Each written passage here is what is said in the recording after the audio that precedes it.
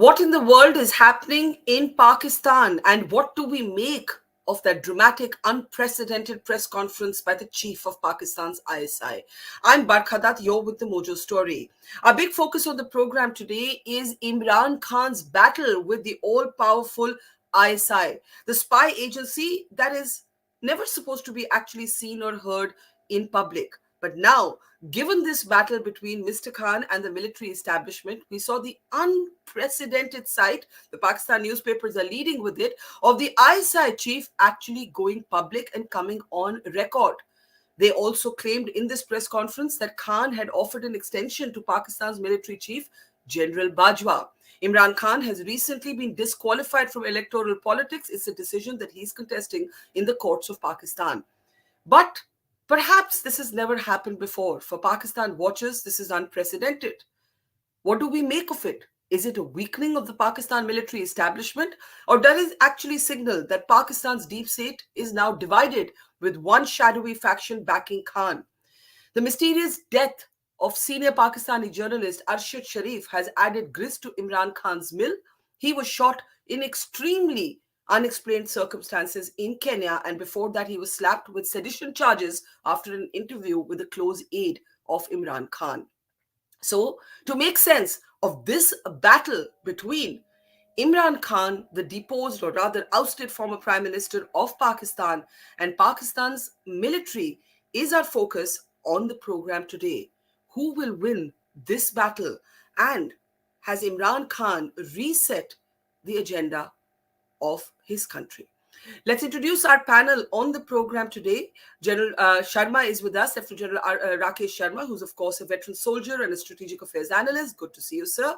Welcoming to the program is Murtaza Solangi from Pakistan. He's one of Pakistan's best known journalists. Good to see you, Murtaza Saab.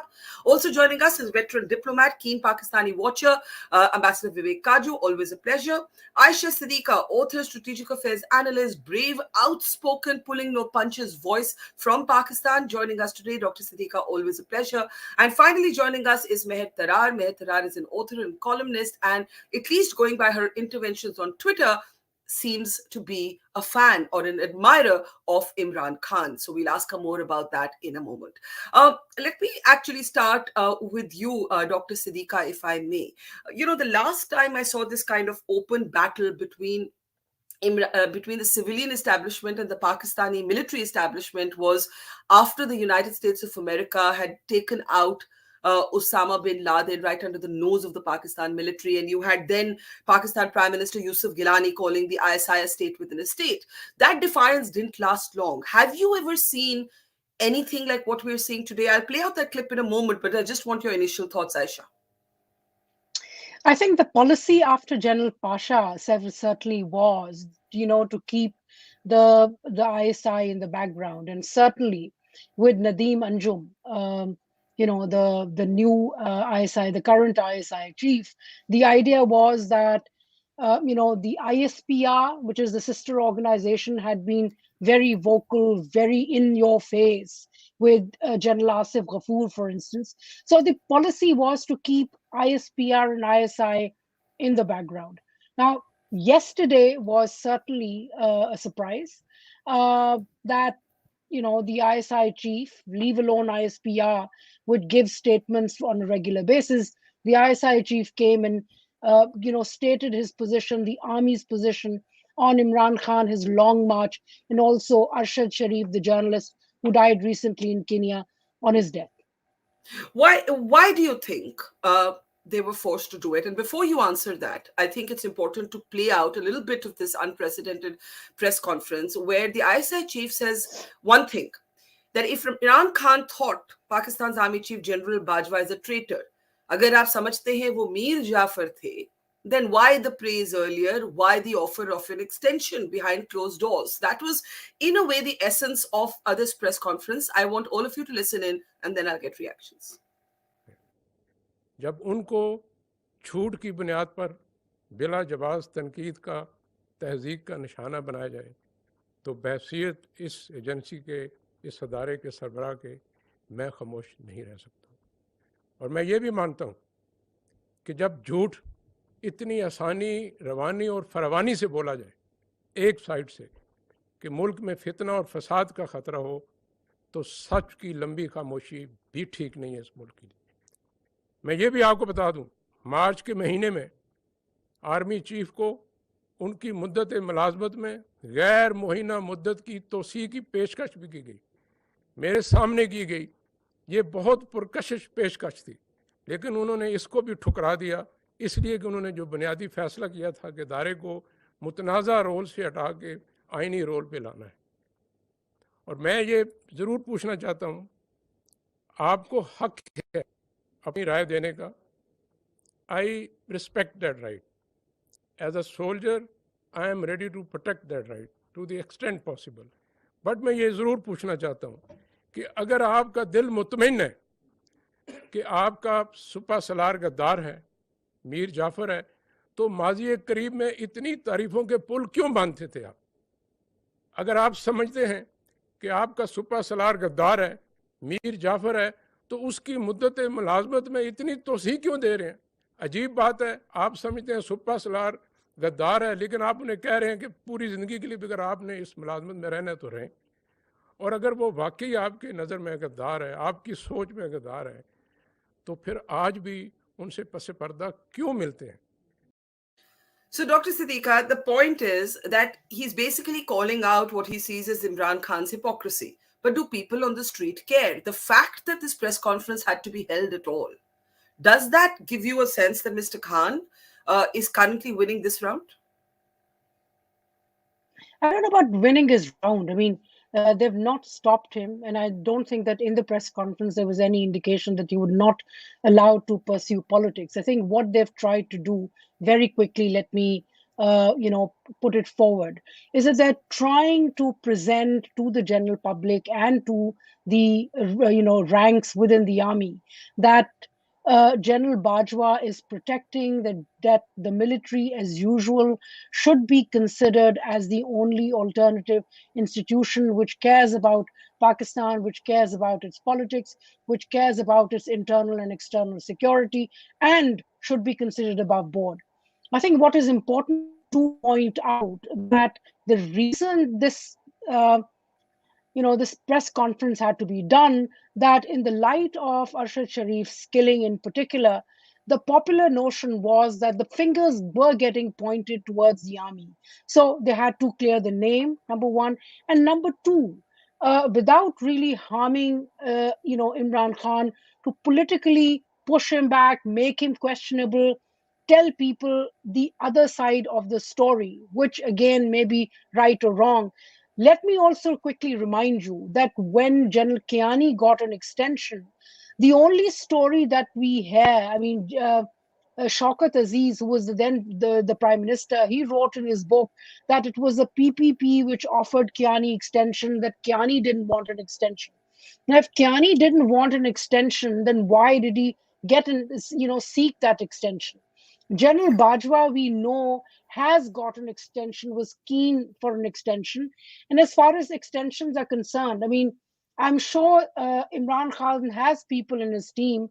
I don't personally trust Mr. Khan's politics, but let me, be at least say that out loud that I think legally, the extension that was given in 2020 to General Bajwa, it gave a limit to how far that extension could be extended.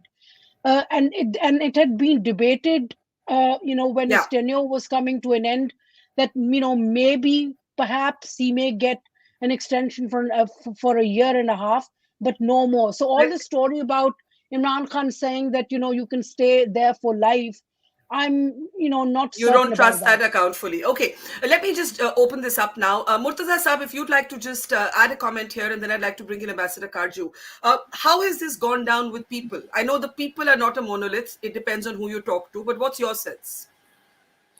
Well, it has put some dents in the narrative of Mr. Khan, because for quite some time, his narrative and his arguments were not really challenged.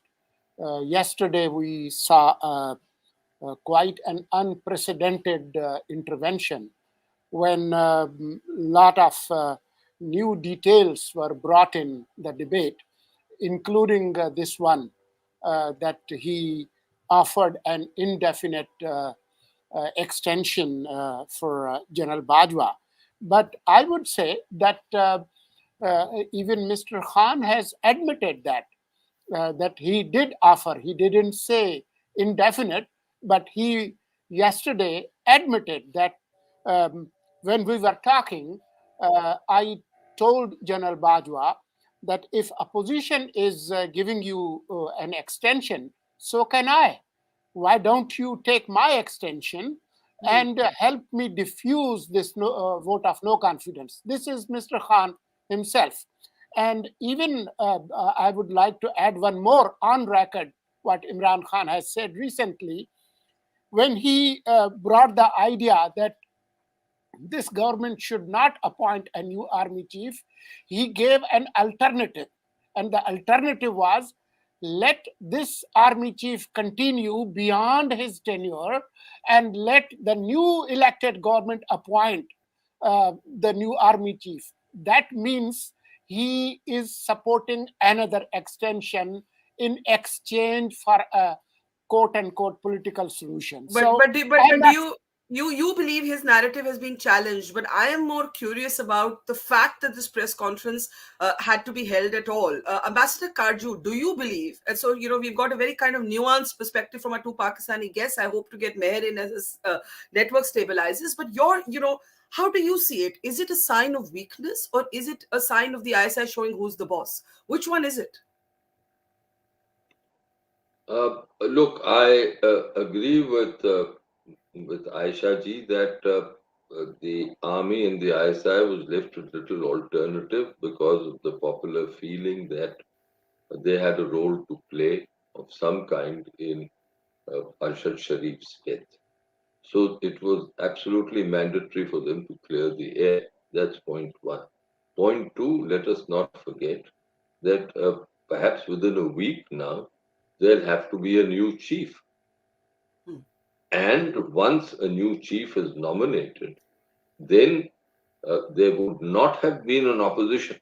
There would not have been an opportunity for the army leadership to vindicate General Bajwa, who has been the target of a most vicious attack by the PTI, including by Imran Khan. So this was something that the army leadership, and especially the generals who are with him, the ISI chief and the DGISPR are leading generals with him, to come together in this unprecedented manner to show their support for their chief. Third, I think the result of this is also important. It has pitted Bajwa and the generals with him directly against Imran Khan. There is as far as the civilian government is concerned, there and Imran Khan's opposition is now sideshow. And I think our Pakistani colleagues will be able to better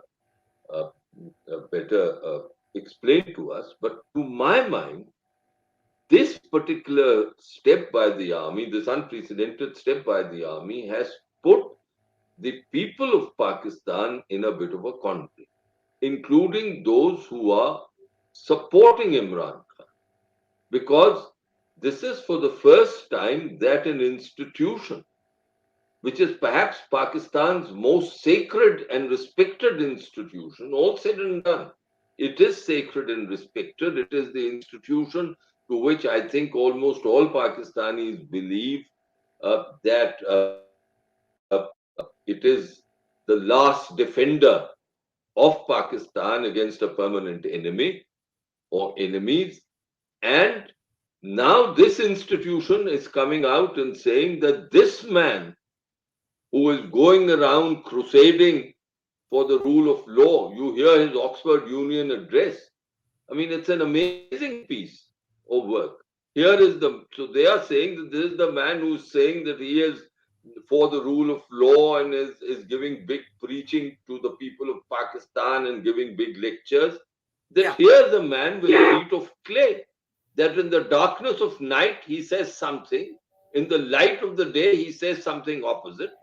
And while the army did not point it out, the fact is that it is terribly ironical that Imran Khan, who sort of emphasizes the rule of law and claims that the big difference between developing countries and developed countries is the quotient of the rule of law in these societies, is a man who breaks the prescribed rules and procedures even in matters relating to official presence. So basically, if I may jump in there. So my last point. Now, this might be a small thing compared to the corruption charges against the two established families. But the fact is, it shows a certain cast of mind, it shows a certain proclivity. So I think, if you permit me to use the Hindi terms, कि अब पाकिस्तान के लोगों को पाकिस्तान की फौज में एक विडंबना में डाल दिया है. They put them in a quandary that you either go with this guy whom we've exposed or stand by the institution which is tried and tested. All right, let me jump in here. Basically, Imran Khan has been outed as a hypocrite, you say, as a leader with feet of clay and throwing the people into a quandary. General Sharma, let me bring you in, and then I'm going to try and actually get a comment in from Mehr. General Sharma, go ahead, sir. This is a very interesting time from the Indian perch to watch all of this happen. What really struck me is that the ISI, sacred for the people of Pakistan, an adversary clearly for the people of India. That is how the perceptions are on either side of the border. This was a press conference where India barely found mention, India barely found focus. This is all about Pakistan and Pakistan's war within. No, sorry, General Katju. I know there was some mention, Ambassador Katju. Yeah, let me bring you in. Sorry, there was some mention. A very important mention. No, it was sorry to interrupt you, Barkha. It was a very, very significant mention. One journalist asked Babar Iftikhar if there could be an Indian role in the murder of Arshad Sharif. And he said that yes, that a third party, he didn't name India, but he said a third party. Yeah. So I think that's significant. That even at this time when there is nothing, no even remotely it has been mentioned that India is involved in, and in any case it can't be. I mean, the mess the Pakistan is. Still, Babar Iftikhar doesn't have the courage to say, no, this is internal. India has had nothing to do with it. Yeah, no, that's an important point. I guess what I was trying to say is that from the Indian perch, we're seeing a kind of political implosion within Pakistan. That's all I meant. That this is not an India versus Pakistan battle. This is a Pakistan versus Pakistan battle. It was the essence of what I'm saying. But you do make the important point that there was an allusion to a Bahar ka hath in the murder of Arshad Sharif, which I think nobody in Pakistan believes. So it's also important to underline that. But you're absolutely right that at that moment, the response would have been to say a categorical no to that question instead of leaving it open-ended. General Sharma, go ahead. Yeah, thank you, Barkha. The fact of the matter is that whether we like it or not like it, there has been a mass following for Imran Khan across the nation. His rallies are very well attended. Even after the Tosha Khana the decision came out from the courts, there was volunteer protest in all over, nearly all cities in Pakistan. So, for ISI or for anybody else to just wish away Mr. Imran Khan is not going to be simple. He is there to stay. He is there because he has a mass following, which is a reason why he's asking for general elections, which is why he's saying at least give 6 months extension to the present chief, so that by the time 3 months period is over for the next elections to take place and March decision comes out, then, he would have a chief of his choice. So basically the issue is that the ISI or the establishment, as they call it, must also understand that there is a following for Imran Khan. It is just that he can't be whisked away. Second is that the threat of long march starts from the Liberty Chalk in Lahore. It is important. This is the juncture here. I'll take a step back and say what Khwaja Asif said. Just about 2-3 weeks ago, he said we will make an announcement and a decision on the next chief by the end of October or the first week of November, which is right around the corner. They could be announcing the next chief tomorrow or day after. It could be the chief of general staff, who as a chief of the ISI had made strictures of corruption against the wife of Imran Khan. So, the whole issue is that the concoction has come up at a time that the DGISI has to assuage the issues of the public, saying that do not follow this man blindly. This man has got Janus face. He has many faces, and you please do not take everything on lying down. I am only anxious. The fact is, why is the Prime Minister not announcing the chief? Just announce it and get on with it. If you announce a chief, then that chief would have his own following within the army, and thereafter you can keep crying about extension. So what is your reading? What is your reading, General Sharma? What is your reading? So my reading is that next, of course, this is all guesswork. But my reading is next 3 to 4 days, they will announce a chief.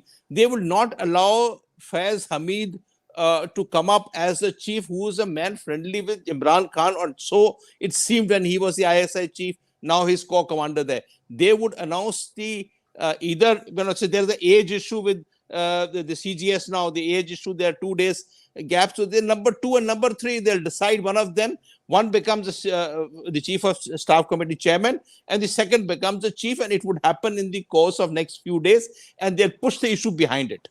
Okay, I want to underline actually what Ambassador Katju said about the kind of bizarre referencing from one of the journalists to India about the mysterious death of Arshad Sharif. But I do believe actually that this is not a real point of conversation in Pakistan. I think either people believe the deep state has something to do with it, or there may be other conspiracy theories. Mehr, let's bring you in. I think you've been raising a lot of questions about the death of this journalist. Just for context, he was taken off air after being slapped with sedition charges. He was interviewing Shehbaz Gill, who is a close aide of Imran Khan, who was subsequently actually imprisoned. There was high drama with that. Arshad Sharif then goes into hiding, and the next you hear, he's been shot dead in Kenya. Right? And then that sets the context for this press conference to take place. Mehr, go ahead. After this press conference, do you still have admiration for Imran Khan? Hi, first, am I audible to all of you? You are. Yes, you are. Go ahead. So, I support Imran Khan. If there's an election, I will vote for him. But I am basically a writer, a columnist, and an analyst. My last 7 articles were about Pakistan's floods. And so, it's not, I do spaces on Twitter on various regional and international topics. So I'm not here as Imran Khan's fan or admirer. I'm here as an observer of Pakistani politics. I would have been here if the names were changed. If Nawaz Sharif was, taking out his long march, I would still be here speaking about it. Contrary to what I've heard here, the reaction to yesterday's press conference has been nothing but negative. Other than for a few people who are, staunch Imran Khan critics, I won't use the word haters. They'll criticize everything that he's connected to. But I was reading comments from people who are very anti-Imran Khan's politics.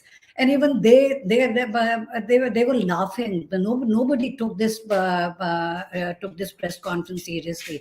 So that's one thing. What about the allegation, Mehr, that he offered an extension to General Bajwa in exchange for their support? I'll come to that. Imran Khan, finally, he has been talking about it. Maryam Nawaz, if she had stuck to her narrative of vote ko is a though in democracy, supremacy of democracy, Pakistan would have undergone a great change in the last couple of years. But incidentally, now we find out that just as they had been selected in the past, they have been selected again. They got rid of everything they were saying in the last 2-3 years. They stopped talking about the army. They stopped talking about their role. They stopped criticizing them. They were like not pointing fingers. They were taking their names and accusing them of every undemocratic thing that has happened in Pakistan in the last 75 years, which a lot of us do. I was on a Pakistani talk show yesterday. I'll send you a clip right now. It's on my timeline. I just retweeted it. That every prime minister of Pakistan, starting from Liaquat Ali Khan, has not been allowed to function. They have not been allowed to finish their terms. That goes for Zulfikar Ali Bhutto, Benazir Bhutto twice, Nawaz Sharif thrice, Yusuf Raza Gilani, and now Imran Khan. This is the pattern. Imran Khan could have been Shah Rukh Khan. Basically, you're saying Imran Khan could have been Shah Rukh Khan. That's an interesting thought. I'll take the name back. I don't want Shah Rukh Khan to get into trouble. It could be Adnan Khan. It could be anyone. It could be Murtaza or Ayesha Khan or Mehr Khan or somebody. The prime minister would have gone. He was very clear last night. I'm glad that they are clear. I'm glad that all of them have realized that this is something that is not going to get them anywhere. The undemocratic forces have always been in power. So can I jump in and Sorry. Just to check in. No government has ever been formed without the help of the establishment. I'm very happy that he's saying that. All of them should now sit down somewhere and sign another charter of democracy and say that the forces that they oppose when they attack them, but they should be confronted through constantly. And if Imran Khan said something to the chief in March or in April when he was trying to secure his position, I'm glad that he has realized the futility of what he did. He shouldn't have gone. If he went to them, he shouldn't have gone to them in April. I hope he never goes to them again. I have huge respect for my armed forces, but I've been writing about it for years. They have no place in civilian matters. Okay, let me jump in now. I think you're making a very important point. You're saying Imran Khan could have been any other player, but no prime minister of Pakistan is going to be actually allowed a degree of autonomy. Let me add a question to this and take it to Ayesha and then Murtaza. Ayesha, you were the first to suggest that this was not possible without a section of the Pakistani military covertly behind Imran Khan. And therefore, the time has come to ask the question bluntly. This is not just Imran Khan versus ISI. Is this Pakistan army versus Pakistan army? It's a bit more complex, Barkha. The thing is that military for the longest had been, at least in the last 30 years, been generating this propaganda against the politicians. From Benazir Bhutto to Asif Ali Zardari to Nawaz Sharif and to others, that these are corrupt, these are dangerous people, these are bad people. We need get rid of them. And the process through which Imran Khan was pushed to power and pushed into kind of prominence was this whole agenda of creating a third party. This was Pakistan's, Bangladesh model, create a third force. And this is what Imran Khan was meant to be. Now, what happens, and I think this is where one needs to understand, and this is what politicians in Pakistan need to understand repeatedly, from Zulfikar Ali Bhutto to Nawaz Sharif twice, definitely not Benazir, I wouldn't count her there in this list. These two men, and now Imran Khan, they've made the same mistake, thinking that if they bring a man on top of the army of their choice, that they will have an extension in power and then be able to kind of mold or shape Pakistan's politics. What they fail to understand, that Pakistan military is an institution. They can get promises by generals. The statements that were made in the press briefing yesterday, part of it may be truth, but these were what I call half truths. There was one story which was the army story. We never hear that what impression is given to the politicians about why they go back to them and say, let's bring you to power, you remain in power, and then you help me, remain in power. Now that kind of a thing, that story we never hear. The general sat there and said that there has been no pressure on Pakistan's media, that there has been openness, and Pakistan army is apolitical. Hello? I mean, what kind of a joke is that? Pakistan military is what we call the largest political party in the country. And now it's saying that it's not political, it's very political. But I think what is important for politicians to learn is that they need to strengthen their own act. What Imran Khan has done, and for all the appreciation and for all the support that he has especially amongst the youth in the country, I would still consider that he's more popular than many in Pakistan. I think the mistake he's made, which others have done too, he's not developed his party cadre. He's not done anything with the PTI, which the PMLN and PPP have not done with their party. So there is no change. And that is one of the reasons that the army can push back and say, you're a liar and we are the alternative. Okay, let me ask Murtaza this, and then I'll come to Ambassador Katju. He's currently disqualified from electoral politics. That's being appealed. Doesn't that make the establishment look insecure about him? Whatever be his politics, as General Sharma said, the establishment can't wish away his popularity on the street, however limiting that popularity may be. Do you believe that it has been a misstep to disqualify him from electoral politics, Murtaza sir? Well, I'm not sure about it. I can say that he's only disqualified from his single seat of Miawali. He is eligible to contest elections, probably even in a 45 that's about to take place in a day or two. So he has not been permanently disqualified. Islamabad High Court clearly said that he has only been disqualified from his current seat and is eligible to contest election again. So I don't think that's the fact. How is it going to play out politically, this battle? What happens to this government, led by Shehbaz Sharif at this moment? The fact is that the non-Imran Khan parties have been trying to avoid an immediate election. That is where this whole conflict started. With the announcement of a new Pakistan military chief, will things quieten down or will they get even more tumultuous? It all depends upon when that announcement is made. If that announcement is made maybe in next 2-3 days, probably Imran Khan would still have the chance to blast the incoming army chief.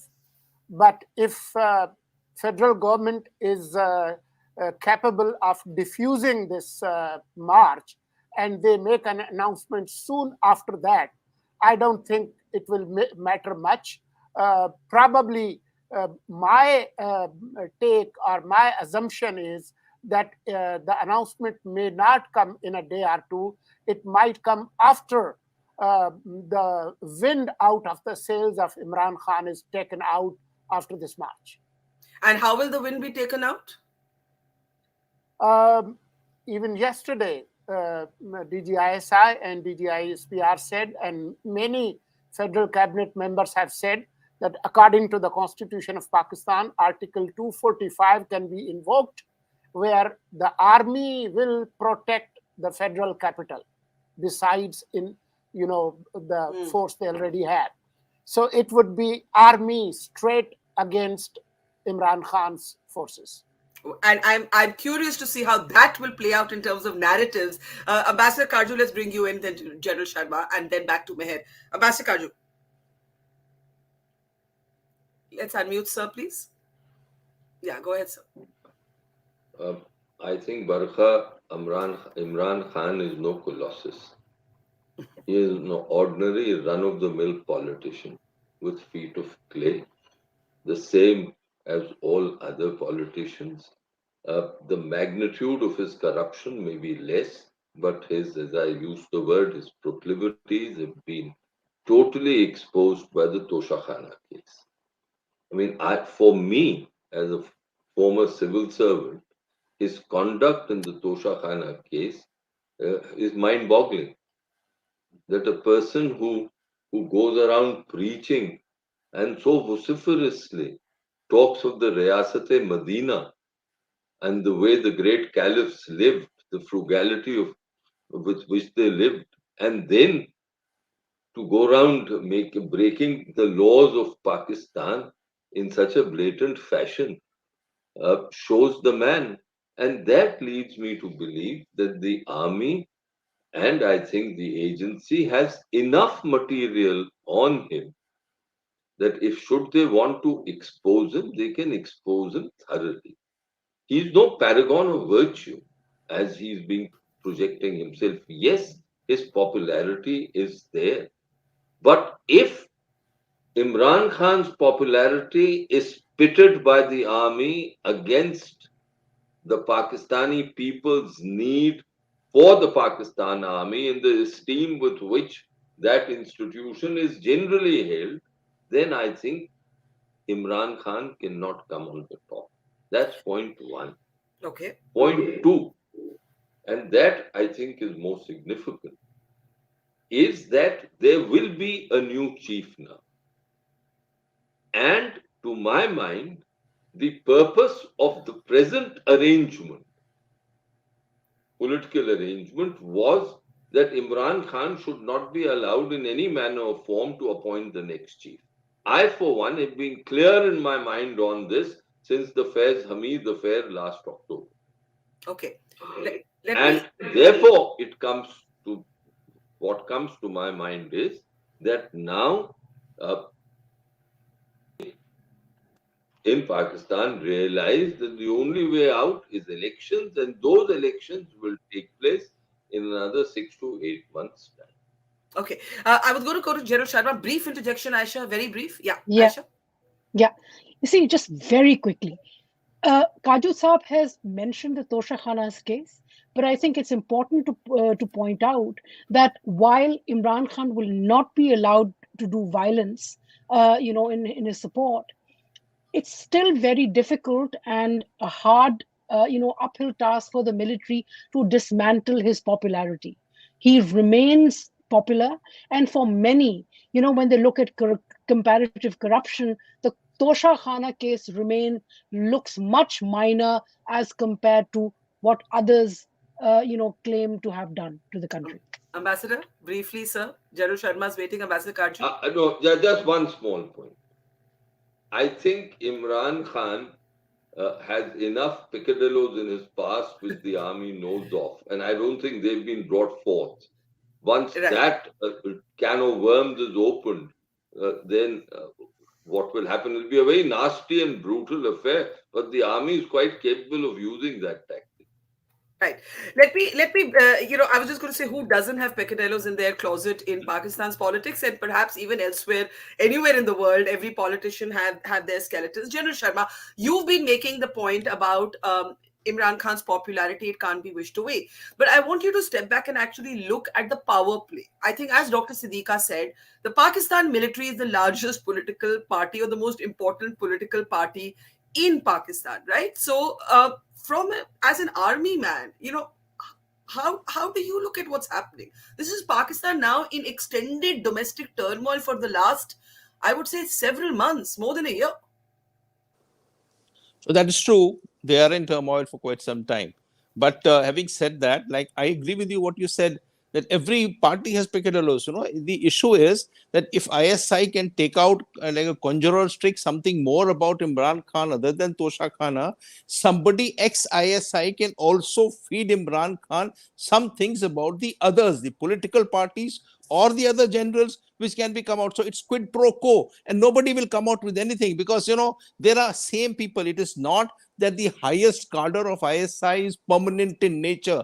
These people have changed over, gone to command corps, come back at quartermaster generals or DGMOs. So they are all people and all kind of factions existing. So I mean to say that he doesn't have something up his sleeve and it has been kept up. What he's got in his sleeve is a separate issue.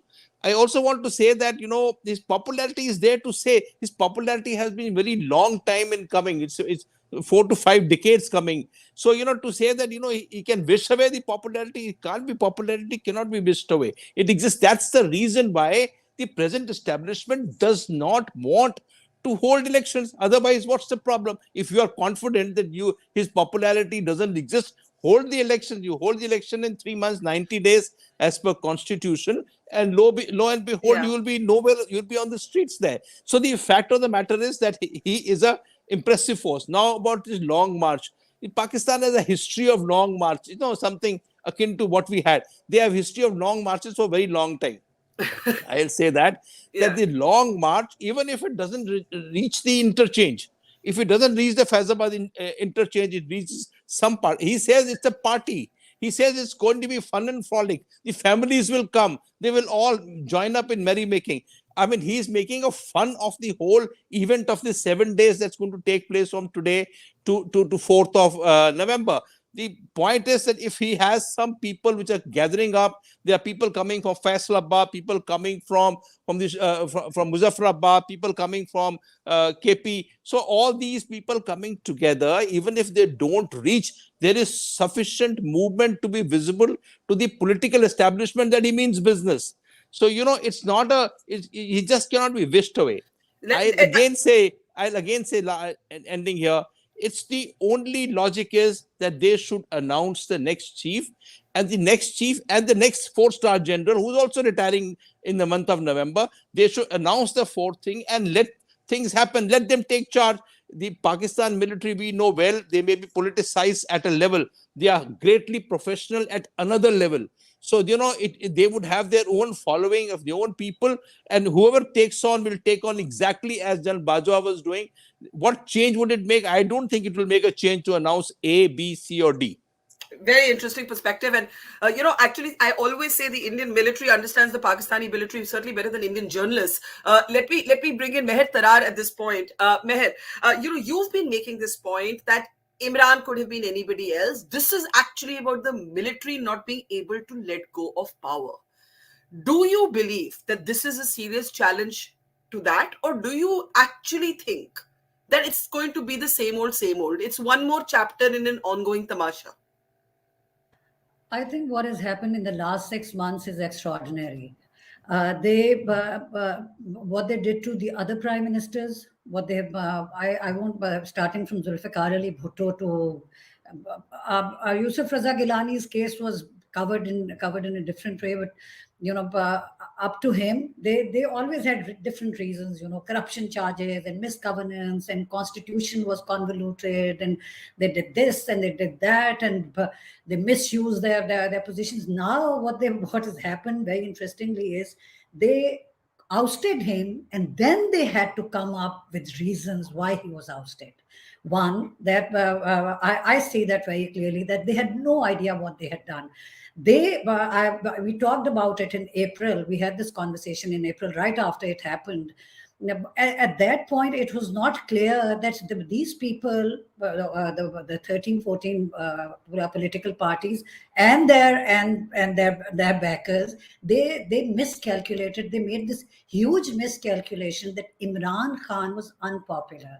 They actually believed their narrative that the 2018 elections, where millions of Pakistanis voted. Of course, there must have been rigging. All Pakistani elections are rigged on some level, some bigger than others. It's an unfortunate reality. People like us who were born in Zia's era, we saw what happened to Bhutto, and we've been watching it for years. So what happened this time is they had this very strong, they were playing on the assumption that Imran Khan has lost his popularity in Pakistan because of the economic situation of Pakistan, and that once he's ousted, there will be no reaction. Like there was no reaction for Zulfikar Ali Bhutto, the most popular leader in the history of Pakistan. I was a child. I remember my mother crying, and we were all devastated, but there were no protests for him. So, and there were no protests for Nawaz Sharif in 1999 or in 2017. So that is what they base this on, that once he's ousted, he'll become politically irrelevant.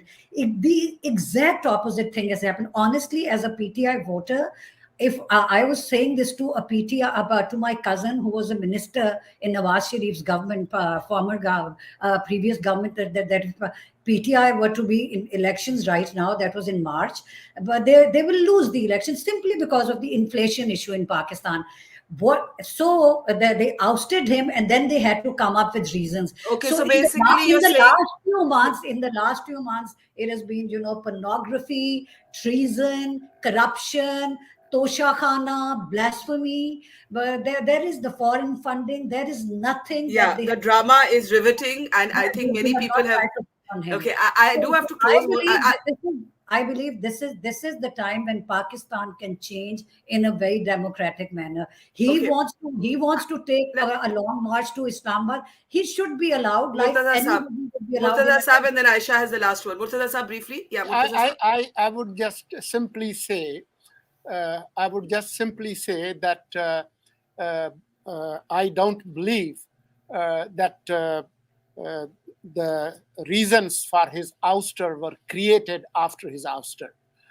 There was a lot of vibes clearly coming, not only from the opposition but from the establishment, how Imran Khan was taking the country to destruction by ruining the economy, by destroying the foreign policy, by crushing the opposition, by creating more enemies for Pakistan. So they had been saying these things. These things were reported. So this is not true. Their job. Sorry, Mehr. Sorry. I'm saying the establishment, that's the thing. We should all unite and say that was not what they were supposed to do. That's what they did to all the other prime ministers. Okay, that's hang on. what they've been doing. Okay.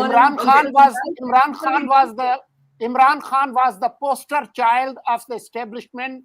It took many decades in creating him.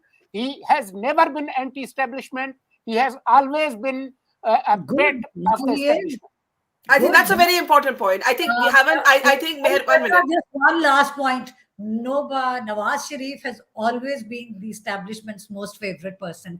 They have never ever been in power without the support of the establishment. And I'm saying this online to you, a very, very prominent, very high level leader of PMLN said this to me to my face. I remember the date because on 2nd March, it was my birthday, and we met, I think, on the 4th of March. We were sitting, and he's a friend of mine, and it was obviously he'd come to wish me on my birthday, and we were talking, and I said, why are you starting this vote of no confidence thing? He had only one word to say: forge. So this is, and I'm not saying that this was, he was like as high. Okay. Ambassador Katju, General Sharma, and then Ayesha wraps it up. Ambassador Katju, go ahead. Yeah. भाई अगर हिंदी में बोलने की इजाजत दें हिंदुस्तानी में, जी. अब ये थोड़ी हो सकता है कि आप फौज के बच्चे हो और फौज के साथ बगावत करें. ये कहाँ की बात हुई कि फौज ने आपको बढ़ाया, नवाज को फौज ने हाथों में रखा, उसको वजीर आजम बनाया और फिर वो दांत दिखा रहा है फौज को. इमरान के साथ भी यही हुआ. मेहर जी जानती है कि ये कहाँ की बात है. ये क्या फौज ये कबूल करेगी कि जिस बच्चे को बनाया वही बच्चा बगावत करे? मुगल, ये तो पुराना दस्तूर है कि अगर बच्चा भी बगावत करता है तो उसका सर कलम किया जाता है. ये तो निजाम है, तारीख का निजाम है. ये वो अब you can't have it both ways. You can't have it both ways. You can't be the child who's been nurtured by the army and then turn against the army. That the army will not tolerate. No, sir. That's what I'm saying. That yes, if Imran Khan had been brought in by the military, that was also a negation of the fact that millions of people did support him. That has been shown in the by-election. All the more reason why the army will finish him. कि हमने बनाया, आप popular बने हमारी वजह से, हमने आपको जिताया, नवाज को हटाया.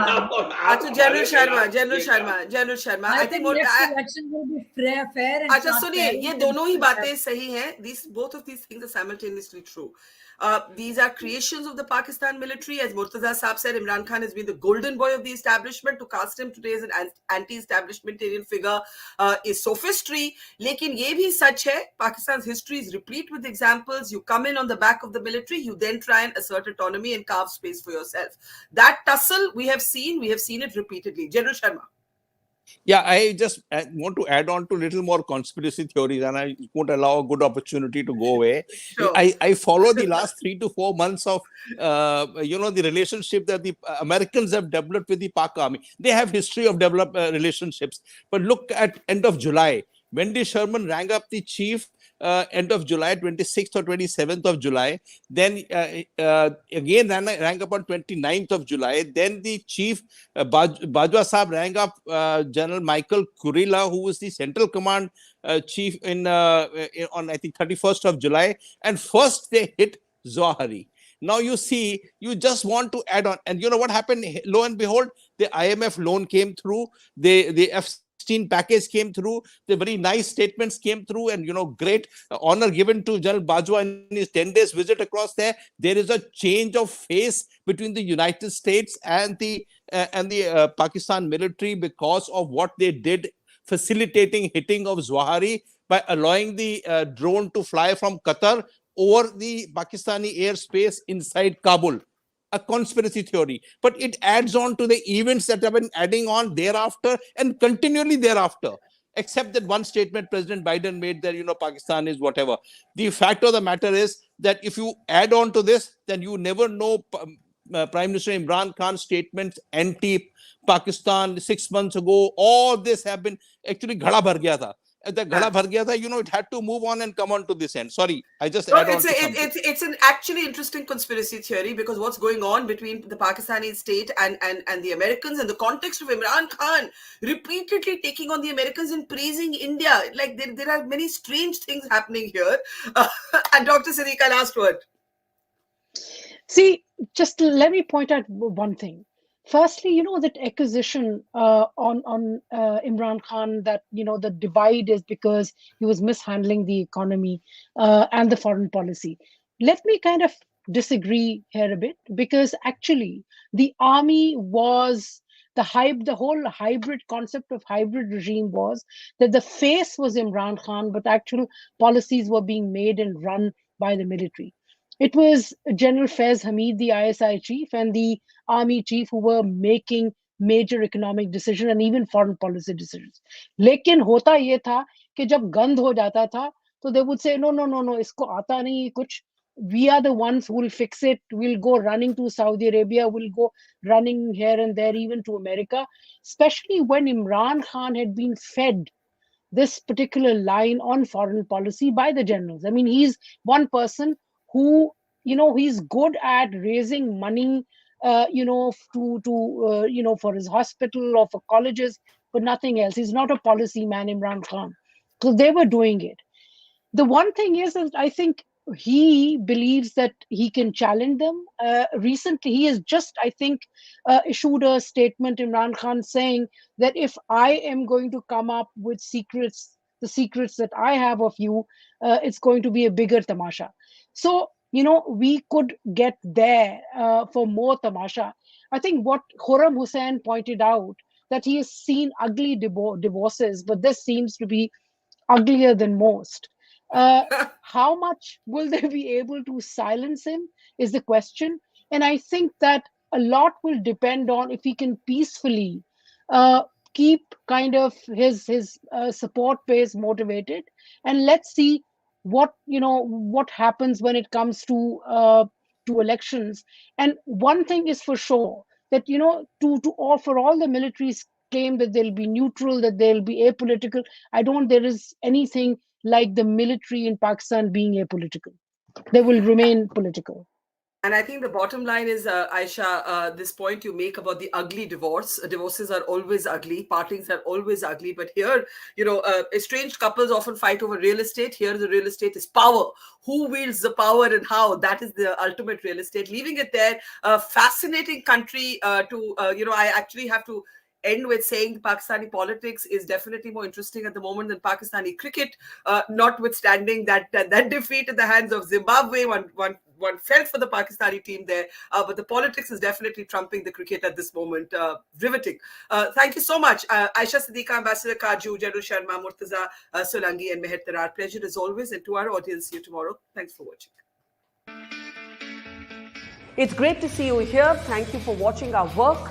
If you haven't subscribed yet, don't forget to click the bell icon and subscribe to Mojo Story and support independent, robust journalism.